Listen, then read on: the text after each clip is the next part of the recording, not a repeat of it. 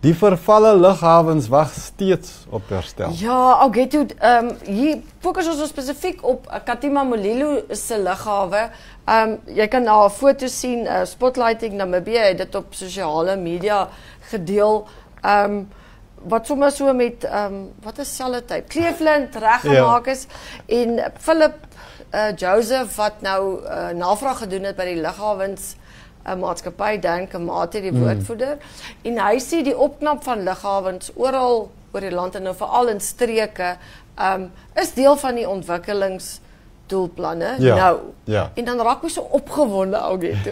En dan net daarna dan kom daai deel wat sê maar dit is deel van verkrygingsprosedures wat ek en jy albei weet is 'n langdurige proses. Dis 'n langdurige verkrygingsding. So hoewel dit in die pipeline is, kan ons nou nie sê wanneer. Ek weet nie so mooi nie, Henry. Hulle sê, Dan Kamati sê dat die verkrygingsproses sal nou die kostes bepaal, sal nou die omvang bepaal, sal nou alles bepaal. Moet alles bepaal. Is dit nie bietjie agterste voor nie?